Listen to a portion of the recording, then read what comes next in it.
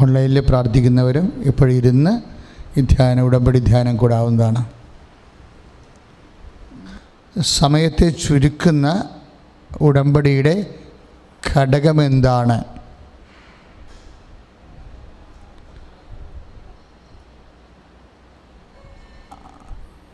ഈ ധ്യാനത്തിലാണ് നമ്മൾ പശ്ചാത്താപത്തെക്കുറിച്ച് ധ്യാനിക്കാനിടയായത്.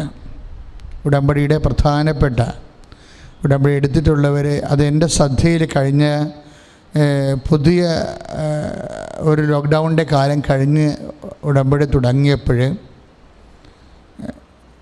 ഉടമ്പടി പുതുക്കാൻ വരുന്നവർ കുമ്പസാരിച്ചിട്ട് സ്വാഭാവികമായിട്ടും ഒരു വർഷം കഴിഞ്ഞിരുന്നു. പലർ കുറച്ച് പേരൊക്കെ കുമ്പസാരിച്ചായിരുന്നു.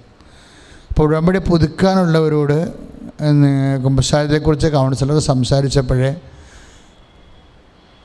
കുമ്പസാരം ഒരു ഘടകമായി പല ആൾക്കാർക്കും ആന്തരികമായിട്ട് തോന്നിയിട്ടില്ല. ലോക്ക്ഡൗൺ ആയിരുന്നു, വൈദ്യരെ കുമ്പസാരിക്കാൻ കിട്ടിയില്ല, അതുകൊണ്ട് കുമ്പസാരിച്ചില്ല, അത്രയും ആശ്വാസമായി എന്ന രീതിയിലാണ്. അതുകൊണ്ട് അങ്ങനെ കുമ്പസാരിക്കാൻ കിട്ടാൻ അവസരം കൊണ്ട് എൻ്റെ പാപാവസ്ഥകൾ ശരിക്കും ഉടമ്പടി വിഷയത്തെ സ്വാധീനിച്ചോ ഇല്ലയോ എന്നുള്ളതിനെക്കുറിച്ച് ആഴമായ കാഴ്ചപ്പാട് പലർക്കും ഇല്ലായിരുന്നു. അതുകൊണ്ടാണ് ഈ വിഷയം വെച്ച് പ്രാർത്ഥിച്ചപ്പോൾ കഴിഞ്ഞ ആഴ്ച മുതലേ ഉടമ്പടിയുടെ ടൈം കണ്ടൻറ്റ് എക്സിക്യൂട്ട് ചെയ്യണത്, അത് നിലവിൽ വരുന്നത്, അത് ആക്ടിവേഷൻ ആകണത് ഉടമ്പടി സമയ ചുരുക്കത്തിൻ്റെ പ്രാർത്ഥനയാണ്, അഥവാ സമയബന്ധിതമായ ഒരു പ്രാർത്ഥനയാണ്. ഈ സമയബന്ധിതമായ പ്രാർത്ഥനയുടെ ടൈം കണ്ടൻറ്റ് എന്തുകൊണ്ടാണ് അത് ആക്ടിവേറ്റ് ആകാത്തത്?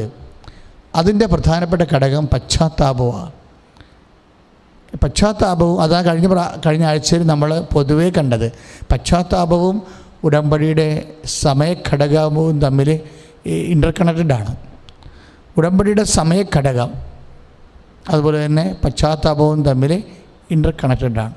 സമയഘടകം ആക്ടിവേറ്റ് ചെയ്യണത്, പ്രവർത്തനക്ഷമമാകുന്നത് പശ്ചാത്താപം അതിലേക്ക് വരുമ്പോഴാണ്. അതുകൊണ്ടാണ് ആ വിഷയത്തിലാണ് നമ്മൾ ആദ്യം ഉടമ്പടി വെളിപ്പെടുത്തിയ കാലങ്ങളിലുള്ള ആദ്യ വചനങ്ങളെ നമ്മൾ ശ്രദ്ധിച്ചത്. നിങ്ങൾ പശ്ചാത്തപിക്കുവിൻ, നമ്മൾ ജോഷുവ 3:5 വായിച്ചത്, നിങ്ങൾ പശ്ചാത്തപിക്കുവിൻ, നാളെ നിങ്ങളുടെ ഇടയിൽ കർത്താവ് അത്ഭുതം പ്രവർത്തിക്കും. അപ്പോഴേ ഇതിൻ്റെ പ്രൈമറി വചനങ്ങളെന്ന് പറയുന്നത് ഐസയ 1:18 അതാണ് ഫസ്റ്റ് വേഡ്. ഉടമ്പടി പുസ്തകം രൂപകൽപ്പന ചെയ്യുമ്പോൾ ഫസ്റ്റ് റെവലേഷൻ വേഡ് വന്നത് ഐസയ 1:18. എന്താണത്? അനുതപിച്ചാൽ നിങ്ങൾ അനുഗ്രഹം പ്രാപിക്കും. ഇനി അനുതാപത്തിൻ്റെ കണ്ടൻറ്റ് വൈസ് അനുഗ്രഹത്തെ എങ്ങനെ സ്വാധീനിക്കുന്നു? അനുതാപത്തിൻ്റെ കണ്ടൻറ്റ് വൈസ് അതിൻ്റെ ചേരുവകൾ അനുഗ്രഹത്തെ എങ്ങനെ സ്വാധീനിക്കുന്നു? അതിൻ്റെ ഒന്നാം ഘടകത്തിലെ അനുതാപത്തിൻ്റെ കണ്ടൻറ്റുകൾ ടൈമിനെ എങ്ങനെ സ്വാധീനിക്കുന്നു എന്നാണ് ജോഷുവ പറയണത്. അതാണ് അനുതപിച്ചാൽ നാളെ. അനുതാപം അനുഗ്രഹമായിട്ട് ഇൻ്റർകണക്റ്റഡാണ്, ഒരു സംശയമില്ലാത്ത കാര്യമാണ്. അപ്പോഴേ അത് ഐസയ 1:18 ആകുമ്പോൾ തന്നെ ഈ ടൈം കണ്ടൻറ്റ് എങ്ങനെയാണ് ഇതിനെ ഇൻഫ്ലുവൻസ് ചെയ്യണത്? 3:5 ജോഷുവയിൽ നിങ്ങൾ പശ്ചാത്തപിക്കുവിൻ, നാളെ നിങ്ങളുടെ ഇടയിൽ കർത്താവ് അത്ഭുതം പ്രവർത്തിക്കും. അപ്പം അത് പഴയ നിയമത്തിൻ്റെ ഒരു പശ്ചാത്തലമാണ്. പഴയ നിയമത്തിൻ്റെ പശ്ചാത്തലം എന്ന് പറഞ്ഞാൽ യേശു പാപക്ഷമ സ്വീകരിക്കാനുള്ള ഡിഫൈൻഡ് ആയിട്ടുള്ള സോഴ്സ് ഇല്ല, നിർവചിക്കപ്പെട്ട how to get remission of sins നമുക്ക് ഡിഫൈൻഡ് സോഴ്സിൻ്റെ അവ്യക്തത. ദൈവത്തോട് നമ്മളൊക്കെയാണ് അപേക്ഷിച്ചാൽ തീർച്ചയായിട്ടും പാപക്ഷമ ലഭിക്കുമെന്നുള്ള ബ്രോഡർ പെർസ്പെക്റ്റീവായിട്ടുള്ള ഒരു വിശാലമായിട്ടുള്ള ഒരു അർത്ഥമാണ്. പക്ഷേ പുതിയ നിയമത്തിൽ അത് ഷാർപ്പായി വരും. എന്താ കാര്യം? യേശുവിൻ്റെ നാമമാണ് പാപക്ഷമയുടെ സോഴ്സ്. എന്താണ് കാര്യം? യേശുവാണ് പാപത്തിന് പരിഹാരം ചെയ്തത്. അപ്പോൾ പാപത്തിന് പരിഹാരം ചെയ്തത് യേശു ആയതുകൊണ്ട് തന്നെ പാപക്ഷമയുടെ പ്രൈമറി സോഴ്സ് ദൈവകരുണയാണ്. പക്ഷേ ദൈവകരുണയുടെ പ്രകടരൂപം എന്ന് പറയുന്നത് യേശുവാണ്. ശരിക്കും ദൈവകരുണയാണ്. നമ്മൾ കപ്പോറെന്ന് പറയുന്ന കൃപാസനം തന്നെയാണ് ദൈവകരുണ. ഈ ദൈവകരുണയുടെ പ്രകടരൂപമാണ് യേശുവിൻ്റെ നാമം. അപ്പോൾ യേശുവിൻ്റെ നാമത്തിന് പാപക്ഷമ ലഭിച്ചിരിക്കുന്നതിൻ്റെ കാരണം യേശുവാണ് പാപത്തിന് മുദ്രവെക്കപ്പെട്ട ബലിക്കുഞ്ഞാട്. പിതാവായ ദൈവം എനിക്ക് അംഗീകാരം മുദ്ര ചാർത്തിയിരിക്കണമെന്ന് പറഞ്ഞില്ലേ. എല്ലാ കുഞ്ഞാടുകളിലും ഒന്നും ആരെങ്കിലുമൊക്കെ പാപക്ഷമ ചെയ്തുകൊണ്ട് പാപക്ഷമ കിട്ടണമെന്നില്ല. ഏത് ദൈവക്കുഞ്ഞാടിലാണ് ലോകത്തിൻ്റെ പാപങ്ങൾ നീക്കുന്ന ദൈവത്തിൻ്റെ കുഞ്ഞാടിലാണ് പിതാവായ ദൈവം അംഗീകാരം മുദ്ര ചാർത്തിയിരിക്കുന്നത്. ആ നാമമാണ് പാപക്ഷമയുടെ പ്രകടമായ അടിസ്ഥാനം. അതുകൊണ്ട് യേശുനാമത്തിലാണ് നമുക്ക് പാപക്ഷമ ലഭിക്കുന്നത്. യേശുനാമത്തിലാണ് പാപങ്ങളെ ഏറ്റുപറയണത്. യേശുനാമത്തിലാണ് അനുഗ്രഹം ലഭിക്കാൻ വിശ്വാസം ഏറ്റുപറയണത്. അപ്പോൾ പുതിയ കാലത്ത് വരുമ്പോൾ യേശുവിൻ്റെ നാമം മാത്രം രണ്ട് കാര്യത്തിന് ഒരേ ആക്ടിവേഷനാണുള്ളത്. യേശുവിൻ്റെ നാമത്തിൽ അനുദപിച്ചാൽ പാപക്ഷമ, യേശുവിൻ്റെ നാമത്തിൽ വിശ്വസിച്ചാൽ ദൈവാനുഗ്രഹം. ഒന്ന് പ്രാർത്ഥിക്കുക. കർത്താവായ ദൈവമേ, യേശുവിൻ്റെ നാമത്തിൽ അനുദപിച്ച് പാപക്ഷമ സ്വീകരിക്കുവാൻ യേശുവിൻ്റെ നാമം ഏറ്റുപറഞ്ഞ് വിശ്വാസത്താൽ യേശുവിൻ്റെ നാമം ഏറ്റുപറഞ്ഞ് അനുഗ്രഹം പ്രാപിക്കുവാൻ ഞങ്ങളെ അഭിഷേകം ചെയ്യണം. ഹല്ലേലൂയ ഹല്ലേലൂയ ഹല്ലേലൂയ ഹല്ലേലൂയ ഹല്ലേലൂയ. ഞങ്ങൾ ഉയർത്തിക്കൊണ്ട് സ്തുതിക്കട്ടെ. കർത്താവായ ദൈവമേ, യേശുവിന്റെ നാമത്തിൽ കർത്താവേ പാപങ്ങൾ ഏറ്റുപറഞ്ഞ് കർത്താവേ ദൈവത്തിന്റെ അഭിഷേകം സ്വീകരിക്കാൻ, പരിശുദ്ധാത്മാവിനെ സ്വീകരിക്കാൻ കർത്താവേ ഉടമ്പടി ധ്യാനത്തിലായിരിക്കുന്ന ഓരോ മക്കളെയും, ഈ ശുശ്രൂഷ കണ്ട് പ്രാർത്ഥിക്കുന്ന ഓരോ മക്കളെയും പരിശുദ്ധ പരമദിവ്യകാരുണ്യത്തിന് ആരാധനയും സ്തുതിയും പരിശുദ്ധ പരമദിവ്യകാരുണ്യത്തിന് ആരാധനയും സ്തുതിയും. ഉടമ്പടി എടുത്തിരിക്കുന്ന മക്കളെ അനുതാപ അനുഗ്രഹങ്ങളുടെ അടിസ്ഥാന നാമമായ യേശുവിൻ്റെ നാമം നമ്മൾ മരിയൻ ഉടമ്പടി അമ്മയുടെ മധ്യസ്ഥമാണ് ഉള്ളത്. മരിയൻ ഉടമ്പടിയിൽ ശക്തമായ അമ്മയുടെ മാധ്യസ്ഥം അഥവാ അമ്മയുടെ മാധ്യസ്ഥത്തിൻ്റെ അടിസ്ഥാന ഘടകം എന്ന് പറയുന്നത് അവൻ പറയണത് പോലെ ചെയ്യുവിനെന്നാണ്. നമ്മൾ ഇപ്പോൾ ക്രിസ്തു മാധ്യസ്ഥത്തിൻ്റെ അടിസ്ഥാന ഘടകം എന്താണ്? ഞാൻ മുന്തിരിച്ചെടിയും നിങ്ങൾ ശാഖകളുമാണ്. ക്രിസ്തുവിൻ്റെ ഇപ്പം അവൻ ഏക മധ്യസ്ഥൻ എന്ന നിലയിൽ ക്രിസ്തു മാധ്യസ്ഥത്തിൻ്റെ അടിസ്ഥാന ഘടകം എന്താണ്?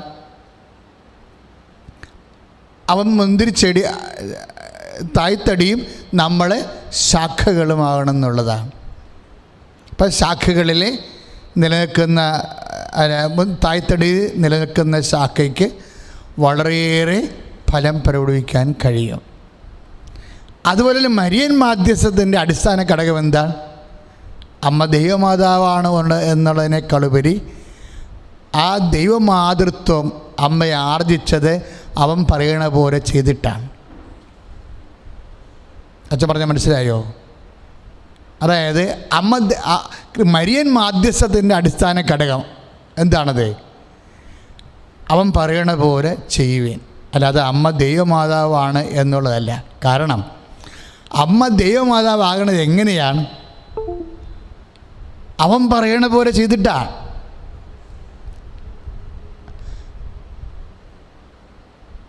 ഇതാ കർത്താവിൻ്റെ ദാസി, അങ്ങേ വചനം പോലെ എന്നിൽ നിറവേറട്ടെ എന്നാണ്. ഇപ്പോൾ വചനത്തെ നിറവേറ്റുന്നത് കൊണ്ടാണ് അമ്മ യേശുവിൻ്റെ മനുഷ്യാവതാരത്തിൻ്റെ മാനുഷിക പങ്കാളിയായി മാറണത്. മനസ്സിലായോ? അപ്പോൾ വചനത്തെ നിറവേറ്റിയത് കൊണ്ടാണ്, അഥവാ മറ്റൊരു ഭാഷയിൽ പറഞ്ഞാൽ അവൻ പറയണ പോലെ ചെയ്തത് കൊണ്ടാണ് അമ്മ കർത്താവിൻ്റെ ദൈവത്തിൻ്റെ മനുഷ്യാവതാരത്തിൻ്റെ മാനുഷിക പങ്കാളിയായി മാറുന്നത്. അതുവഴിയാണ് അമ്മ ദൈവമാതാവായി മാറുന്നത്. അപ്പം അമ്മയെ ദൈവമാതാവാക്കുന്നത് എന്താണ്? ഉടമ്പടി വചനമാണ്. അവൻ പറയണത് പോലെ ചെയ്യുന്ന. അപ്പം അമ്മയുടെ മധ്യസ്ഥത്തിൻ്റെ അടിസ്ഥാന ഘടകം എന്താണ്? അവൻ പറയണത് പോലെ ചെയ്യുകയാണ്. അതാണ് ഉടമ്പടി സംഭവിക്കുന്നത്. യേശുവിൻ്റെ മാധ്യസ്ഥത്തിൻ്റെ അടിസ്ഥാന ഘടകം യേശുവും നമ്മൾ തമ്മിലുള്ള കമ്മ്യൂണിയനാണ്. കമ്മ്യൂണിയൻ ഇല്ലെങ്കിൽ മാധ്യസ്ഥം നമുക്ക് ലഭിക്കത്തില്ല.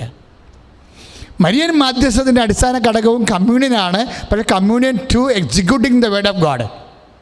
നമ്മൾ ആ വചനം എങ്ങനെയാണ് പാലിക്കുന്നത്, അതുവഴിയാണ് നമുക്ക് മരിയൻ മാധ്യസ്ഥം എഫക്റ്റീവായിട്ട് കിട്ടുന്നത്. സ്തുതിക്കട്ടെ. ഹല്ലേലൂയ, ഹല്ലേലൂയ, ഹല്ലേലൂയ, ഹല്ലേലൂയ, ഹല്ലേലൂയ. കരങ്ങൾ ഉയർത്തിക്കൊണ്ട് സ്തുതിക്കട്ടെ. യേശുവേ നന്ദി കർത്താവേ, സ്തോത്രം ദൈവമേ, കർത്താവായ ദൈവമേ, അമ്മേ സന്മേ പരിശുദ്ധ ദൈവമാതാവേ, അവൻ പറയുന്ന പോലെ ചെയ്ത് കർത്താവേ, ദൈവമാതൃത്വവും മാധ്യശക്തിയും ഞങ്ങൾക്ക് അഭിഷേകമായി തീരണമേ എന്ന് പ്രാർത്ഥിക്കുന്നു. യേശുവേ ആരാധന. പരിശുദ്ധ പരമദിവ്യകാരുണ്യത്തിന് ആരാധനയും സ്തുതിയും പൊഴിച്ചുകൊണ്ടായിരിക്കട്ടെ. ഈ വിഷയങ്ങളൊക്കെ ഇങ്ങനെ ഒരു ഭാഗികമായിട്ട് വേണമെങ്കിൽ അച്ഛൻ പറയും. ഭാഗിക ദൈവശാസ്ത്രം, കംപ്ലീറ്റ് ദൈവശാസ്ത്രമാണ് ഞാൻ പറയണില്ല. സുവിശേഷ വിഹിതമായ ഒരു ദൈവിക കാഴ്ചപ്പാട്, ഉടമ്പടി പ്രാർത്ഥനയുടെ കാഴ്ചപ്പാടുകൾ, അത് നമ്മൾ ഷാർപ്പ് ചെയ്ത് കഴിഞ്ഞാൽ തീർച്ചയായിട്ടും നമുക്ക് വാഗ്ദാനം പ്രാപിക്കാൻ പറ്റും. ഇപ്പം നമ്മൾ ഉടമ്പടി പ്രാർത്ഥന, നമ്മൾ കൃപാസനത്തിലെ പ്രതിഷ്ഠയെ നമ്മൾ വിളിക്കുന്നത് എന്താണ്? അമ്മയെ വാഗ്ദാന പേടകമേ എന്നാണ്. കാര്യം ജനതകൾ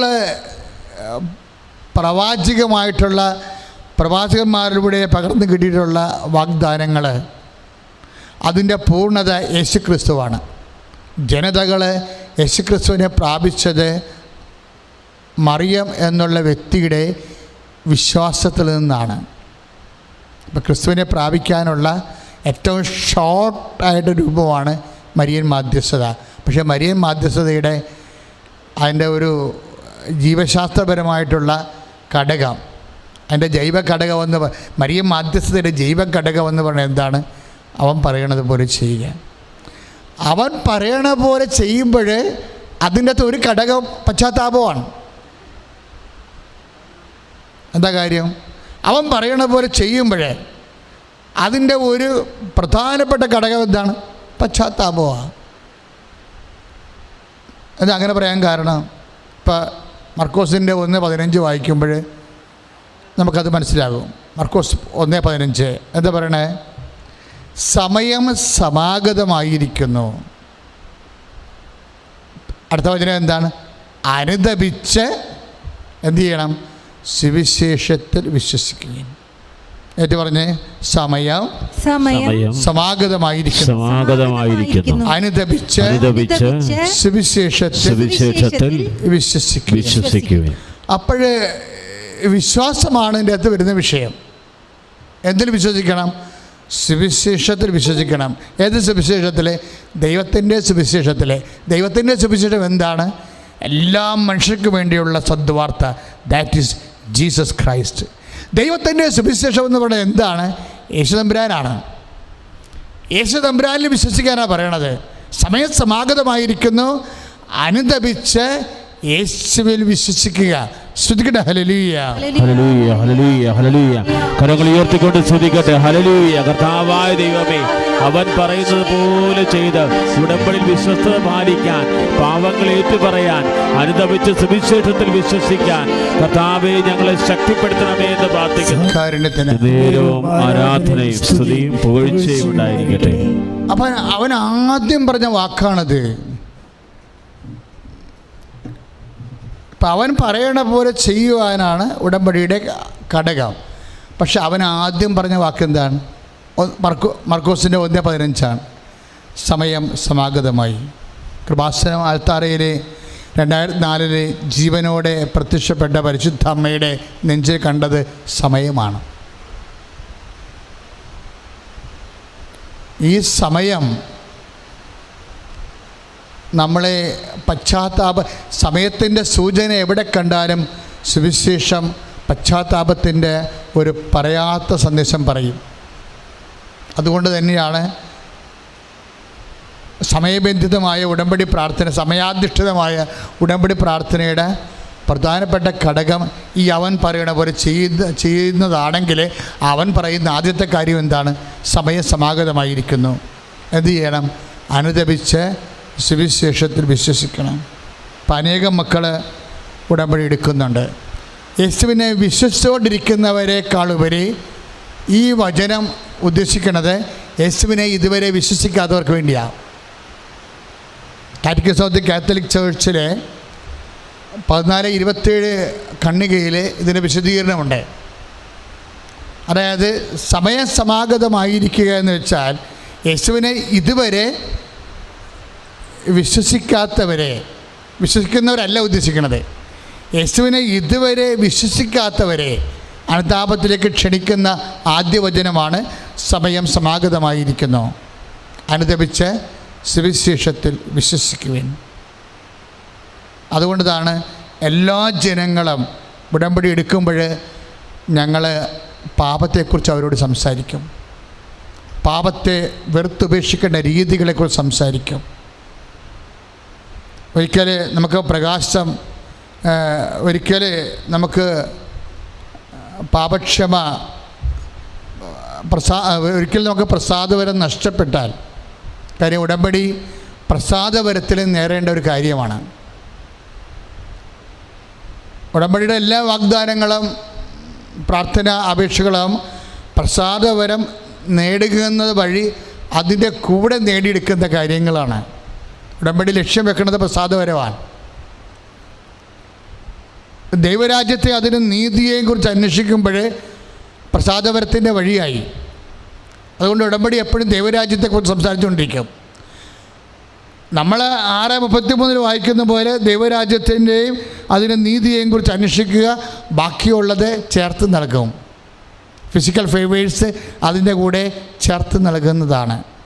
ആ ഫിസിക്കൽ ഫേവേഴ്സ് നേടാൻ വേണ്ടി ദൈവരാജ്യത്തിൻ്റെ നീതികളെക്കുറിച്ച് അന്വേഷിക്കുമ്പോൾ നിങ്ങളുടെ നീതി ഫരിസയരുടെയും ചുങ്കക്കാരുടെയും നീതിയെ അത് ലംഘിക്കുന്നില്ലെങ്കിൽ നിങ്ങൾ ദൈവരാജ്യത്ത് പ്രവേശിക്കുകയില്ലെന്ന് 5:20 മത്തായി ശ്ലീഹ പറയുമ്പോഴേ ഒരു ഉടമ്പടി എടുത്തിരിക്കുന്ന ദൈവത്തിൻ്റെ നീതി എന്ന് പറയണത്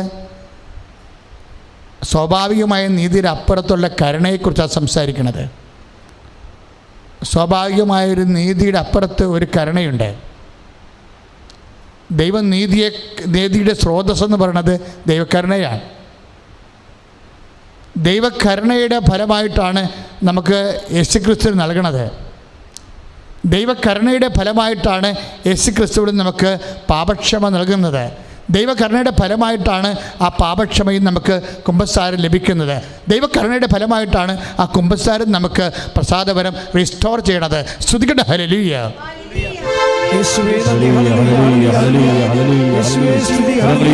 സ്തുതിക്കട്ടെ കർത്താവേ, ഞങ്ങളങ്ങ് പ്രാർത്ഥിക്കുന്നു കർത്താവേ, ആരാധിക്കുന്നു. ശുദ്ധ പരമ ദിവ്യകാരുണ്യം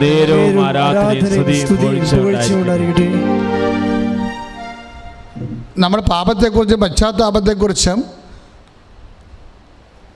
ആ പശ്ചാത്താപം നേടാനുള്ള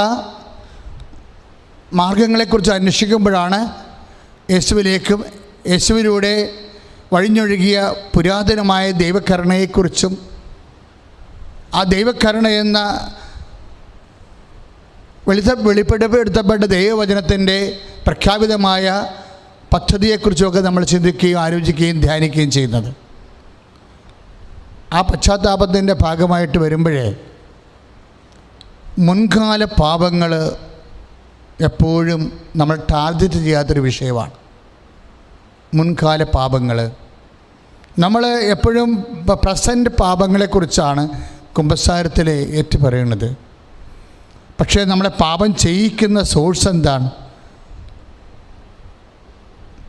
നമ്മളിപ്പോഴിപ്പോഴുള്ള ജഡത്തിൻ്റെ ഫലങ്ങളെക്കുറിച്ചാണ് നമ്മൾ കുമ്പസാരത്തിൽ ഏറ്റുപറഞ്ഞ് വെറുത്തുപേക്ഷിക്കുന്നത്. പക്ഷേ ഇപ്പോഴൊക്കെ പാപം വീണ്ടും ചെയ്യിക്കാനുള്ള തീർച്ചയായിട്ടും മനുഷ്യപ്രകൃതി എന്ന് പറയും. ഇപ്പോൾ കുമ്പസാരത്തിൽ വരപ്രസാദം ലഭിച്ചാലും ജഡപ്രകൃതിക്ക് പാപം ചെയ്യാനുള്ള പ്രവണത കൺഫെഷൻസ് മാറ്റണില്ല എന്നുള്ളത് സഭയുടെ ദൈവശാസ്ത്രമാണ്. അപ്പോൾ നമുക്ക് പാപക്ഷമ ലഭിച്ചാലും വീണ്ടും പാപം ചെയ്യാതിരിക്കാനുള്ള അഥവാ ചെയ്യാനുള്ള ജഡപ്രകൃതിയില്ലേ, ആ ജഡപ്രകൃതിയുടെ സ്വാഭാവികത കൺഫെഷൻസ് മാറ്റണില്ല. ആ ജഡപ്രകൃതിയിലുണ്ട്. അത് പിന്നെ നമ്മൾ ഫൈറ്റ് ചെയ്യണത്. ജഡപ്രകൃതിയോട് യേശുക്രിസ്തുവിന്റെ നാമത്തിൽ നമ്മൾ യേശുക്രിസ്തു സ്വീകരിക്കുന്നതിൻ്റെ തോതനുസരിച്ച് നമ്മൾ ഫൈറ്റ് ചെയ്തുകൊണ്ടിരിക്കും. അതുകൊണ്ടാണ് നമ്മൾ പീഡിത സഭയായി മാറുന്നത്, സമരസഭയായി മാറുന്നത്. നമ്മൾ സമരസഭയെന്നാണ് വിളിക്കണേ. സഭയെന്ന് പറയുന്നത് ശുദ്ധീകരണ സ്ഥലത്തിലെ ആത്മാക്കളാണ്. വിജയസഭയെന്ന് പറയുന്നത് പുണ്യാളന്മാരാണ്. നമ്മളാരാണ്? സമരസഭയാണ്. വേണമെങ്കിൽ തീർത്ഥാടന സഭ എന്നൊക്കെ പറയാം. പക്ഷേ തീർത്ഥാടന സഭ സമരത്തിലാണ്. ആരോട് സമരത്തിലാണ്? യേശുക്രിസ്തുവിനെ സ്വീകരിച്ചുകൊണ്ട് തിന്മയോട് ശാശ്വതമായിട്ട് ഗുഡ് ബൈ പറയാനുള്ള ഫൈറ്റിങ്ങിലാണ്. പ്രാർത്ഥിക്കുക, കർത്താവായ ദൈവമേ, വീണ്ടും പാപം ചെയ്യാനുള്ള ജഡപ്രകൃതിയോട് യേശുക്രിസ്തുവിനെ സ്വീകരിക്കുന്നതിന്റെ ഏറ്റവും വലിയ ആധ്യാത്മിക ആഗ്രഹത്താല് ജഡപ്രകൃതിയെ പ്രവണതകളെ നിഖരിക്കാൻ വേണ്ടി അതിനോട് സമരം ചെയ്ത് ജയിക്കാൻ വേണ്ടി കർത്താവേ 1 യോഹന്നാൻ 1:7 പ്രാർത്ഥിക്കുന്നു. പാപത്തെ മോചിപ്പിക്കുന്ന യേശുക്രിസ്തുവിന്റെ വിശുദ്ധമായ രക്തത്താൽ റോമാലേഖനം 7:12 പ്രാർത്ഥിക്കുന്നു. എന്റെ അവയവങ്ങളിലെ കുടികൊള്ളുന്ന പാപത്തിന്റെ പ്രവണതകളെ എന്റെ യേശുവിന്റെ രക്തത്താൽ കഴുകി അന്തരംഗത്തെയും അവയവങ്ങളെയും വിശുദ്ധീകരിക്കുവാൻ എന്നെ അഭിഷേകം ചെയ്യണമേ.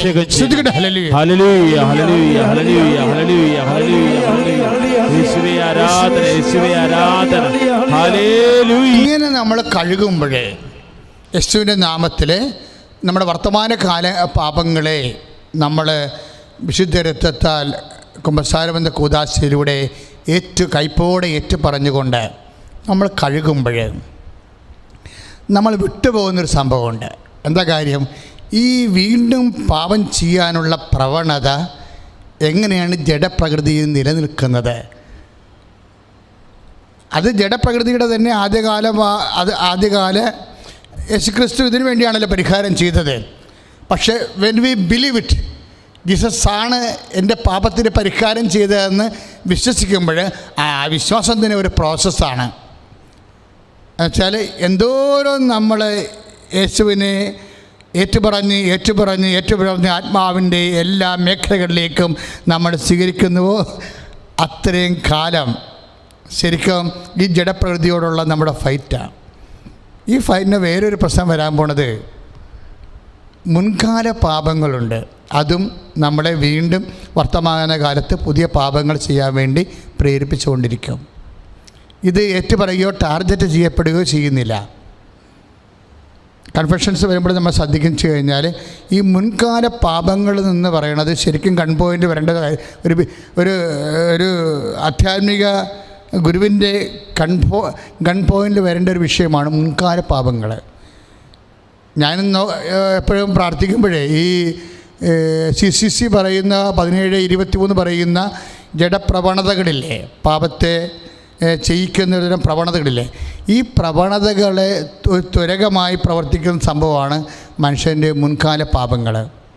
നമ്മുടെ ഓർമ്മ വെച്ച കാലം വരെ നമ്മൾ ചെയ്യുന്ന പാപങ്ങളില്ലേ, എന്നുവെച്ചാൽ പൂർണ്ണമായി വെറുത്ത് കൈപ്പോടെ full contrite heart, confession with full contrite. Google അങ്ങനെയാണ് പറയണത്. ഞാൻ ഗൂഗിളിൽ ചെറുതായിട്ട് നോക്കിയേ, വിഷയം എനിക്കറിയാമെങ്കിലും what Google say about it. അപ്പം എന്തെങ്ങനെയാണ് ഗ്രേസ് റീസ്റ്റോർ ചെയ്യണത്? ഗ്രേസ് നമുക്ക് നഷ്ടപ്പെട്ട വരപ്രസാദം എങ്ങനെയാണ് റീസ്റ്റോർ ചെയ്യണമെന്ന് ഗൂഗിൾ എടുത്ത് നോക്കിയാൽ ഗൂഗിൾ പറയും confession with full contrite heart എന്ന് പറയും. എന്ന് വെച്ചാൽ കൺഫെഷനാണ് എൻ്റെ മാർഗം. പ്രത്യേകിച്ച് എങ്ങനെയാണ്? വിത്ത് ഫുൾ കോൺട്രൈറ്റ് ഹാർട്ട്. ഈ ഫുൾ കോൺട്രൈറ്റ് ഹാർട്ടാണ് പ്രശ്നം. ഈ ഹാർട്ടിന് ഈ ഫുൾ കൺട്രീഷൻ അഗാധമായ പശ്ചാത്താപം വരണമെങ്കിൽ ഈ മുൻകാല പാപങ്ങളെ നമ്മൾ ടാർഗറ്റ് ചെയ്യേണ്ടി വരും.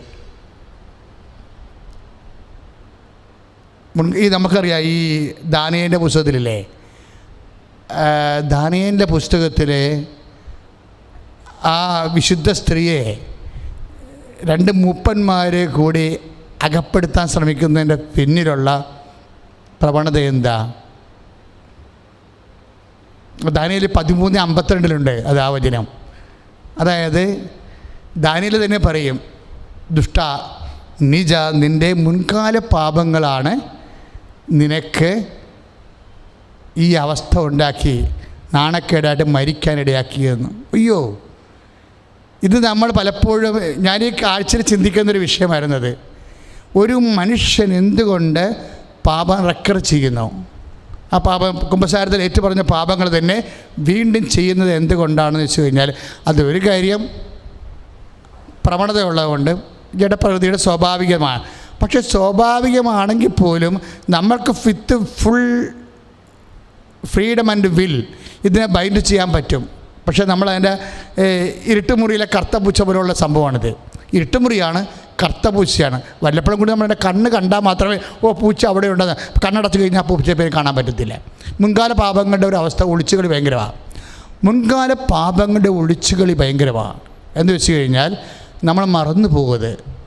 കാര്യം ഇരുട്ടുമുറിയിലെ കറുത്ത പൂച്ച പോലെയാണത്. അത് കണ്ണുണ്ടെങ്കിൽ നമുക്ക് തിളങ്ങും, പക്ഷേ നമ്മൾ ഒരു അരക്കം കൊടുത്താൽ കണ്ണടച്ച് കളയും പൂച്ച, അല്ല അങ്ങോട്ട് തിരിഞ്ഞു കളയും. അപ്പോഴേ എന്താണ് നമുക്ക് അറിയാൻ പറ്റാവൊരു. എപ്പോഴും ഈ മുൻകാല പാപങ്ങൾ നിരന്തരമായി യേശുക്രിസ്തുവിൻ്റെ കാര്യം, യേശുക്രിസ്തുവിൻ്റെ ഇപ്പം നമ്മൾ ഹെബ്രായർ 13:8 വായിക്കത്തില്ലേ? ഈ ദാനിയേൽ 13:52 ഈ മുൻകാല പാപങ്ങളെ പ്രതിരോധിക്കാനുള്ള ഒരു പോംവഴിയും യേശുവിൻ്റെ നാമം തന്നെയാണ്. കാര്യം എന്താണ്? യേശുക്രിസ്തു ഈ മുൻകാലങ്ങളിലുണ്ട്. യേശുക്രിസ്തു ഈ മുൻകാലങ്ങളിലുണ്ട്. എങ്ങനെയാണ്? ഹെബ്രായർ 13:8 അനുസരിച്ച് കൊണ്ട് യേശുക്രിസ്തു ഇന്നലെയും ഇന്നും നാളെയും ഒരാൾ തന്നെ. ക്ലിയർ അല്ലേ? ഈശോ അപ്പോൾ സ്വാഭാവികമായിട്ട് മുൻകാലങ്ങളോ വർത്തമാനകാലങ്ങളോ അങ്ങനെ അല്ലെങ്കിൽ പിൻകാലങ്ങളോ അങ്ങനെയില്ല. അവൻ കാലാതീതനാണ്. അവൻ എവർ പ്രസൻറ്റ് ജീവിക്കുമ്പോൾ നമ്മുടെ മുൻകാലങ്ങളിൽ തന്നെയാണ് അവൻ ജീവിക്കുന്നത്. അപ്പോൾ നമുക്ക് തീർച്ചയായിട്ടും അതേക്കുറിച്ച് ബോധമുണ്ടെങ്കിൽ തീർച്ചയായിട്ടും നമുക്ക് പറയാൻ, കർത്താവേ, നിനക്ക് മാത്രമേ മുൻകാലങ്ങളും പിൻകാലങ്ങളും ഉള്ളൂ. എൻ്റെ മുൻകാലങ്ങൾ എപ്പോഴും എൻ്റെ പാസ്റ്റ് നിനക്ക് പ്രസൻറ്റ് പോലെയാണ്. അതുകൊണ്ട് തന്നെ കർത്താവേ, എൻ്റെ പാപം ചെയ്ത ആ കാലഘട്ടങ്ങളിലേക്ക് നിൻ്റെ വിശുദ്ധമായ രക്തം നീ തളിക്കണമേ. പ്രാർത്ഥിക്കുക. കർത്താവേ, എൻ്റെ മുൻകാലങ്ങളിലെ ഞാൻ പാപം ചെയ്തു പോയ അതിൻ്റെ ജഡപ്രവണതയുടെ ഭാഗമായി പോയ മനുഷ്യ പ്രകൃതിയിലേക്ക് കർത്താവേ, നിന്റെ വിശുദ്ധമായ രക്തത്താൽ ആരാധനമേ ഇപ്പോൾ തളിക്കണമേ. ഇപ്പോൾ തളിക്കണമേ. 1 യോഹന്നാൻ 7:7 ക്രിസ്തുവിന്റെ രക്തം സകല പാപങ്ങളെ മോചിപ്പിക്കട്ടെ. നിന്റെ നാമത്തിലെ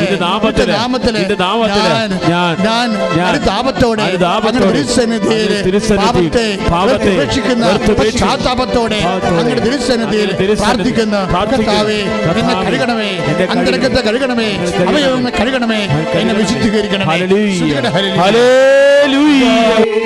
ഈ മുൻകാല പാപങ്ങളെ പ്രതിരോധിക്കാൻ വേണ്ടി നിനക്ക് വേറെ ഒരു കാര്യം കൂടി ചെയ്യാൻ പറ്റും. എന്താണെന്ന് വെച്ച് കഴിഞ്ഞാൽ, ദൈവം ഇപ്പം കഴിഞ്ഞ ദിവസം ഇവിടെ ഒരു സാക്ഷ്യമുണ്ടായി. അതായത് ഒരു ഡോക്ടറാണ്, നമ്മുടെ യൂട്യൂബിലുണ്ട് ആ സാക്ഷ്യം. തൃശ്ശൂരത്തെ ഒരു ഡോക്ടർ, അവർ ആ ഡോക്ടർ നേപ്പാളിലാണ് പഠിച്ചത്. ഇപ്പോൾ നമ്മുടെ ഒത്തിരി ആൾക്കാർ നേപ്പാൾ, ചൈന, അതുപോലെ തന്നെ മോസ്കോ അവിടെയൊക്കെ പഠിക്കണില്ലേ? ഇവരവിടെ പഠനം പൂർത്തിയാക്കി അവിടെ ജയിച്ചാൽ തന്നെയും ഇവിടെ വരുമ്പോൾ ഒരു പ്രത്യേക പരീക്ഷ ഗവൺമെൻറ് ഇടും.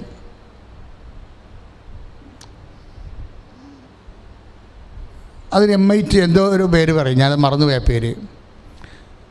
ഈ പരീക്ഷ ഈ മെഡിക്കൽ കൗൺസിൽ ഓഫ് ഇന്ത്യയുടെ പരീക്ഷയാണ്.